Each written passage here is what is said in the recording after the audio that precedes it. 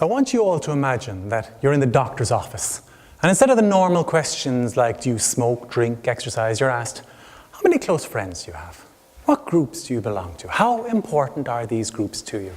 Now these questions might seem out of context, but the groups that we belong to are important predictors of our future health. More important than diet, smoking, exercise, medication.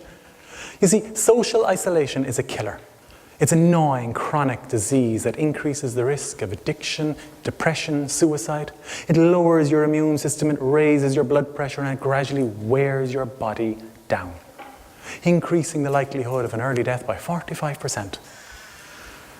Now, while it'll affect 1 in 5 of every one of us, nothing isolates quite so badly as having a social stigma. And with this in mind, my research asks, what do you prescribe to somebody with a social stigma and suffering from isolation? When Mary's partner was jailed for 5 years, she felt like a social pariah, guilty of her or her partner's crimes. She felt alienated from her family, her friends, and the more isolated she got, the more she avoided and mistrusted others. She spoke about being in a room full of people, but feeling utterly alone. When her child returned home from school, she would struggle to find the way and the words to speak to him about what was going on. But he had already found out. He had heard it all from the school yard, ensuring that the stigma, the isolation, and the health consequences would continue to the next generation. But there is hope. If Mary joined just one social group, she would cut her risk of death in the next year in half.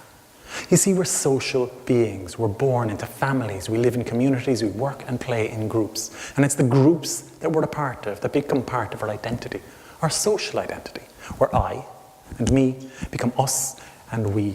And when we identify with a group, we adhere to the norms, beliefs, and values of that group. And when positive, we have positive behavior, such as self-care.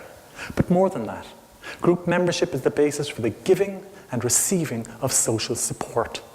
And it grounds us in the world, giving a sense of meaning, purpose, control.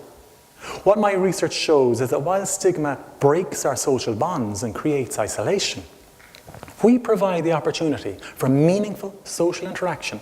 We can enhance connection and communication. We strengthen our immune system and we're more equipped to tackle adversity, stress, even illness itself. So strong are these findings that we're currently developing group interventions such as choir singing for schizophrenia, postnatal depression, midnight running groups for families affected by suicide. But returning to our doctor's visit, perhaps it's time the prescription book is opened and expanded to include membership cards to groups, societies, classes, and join a group.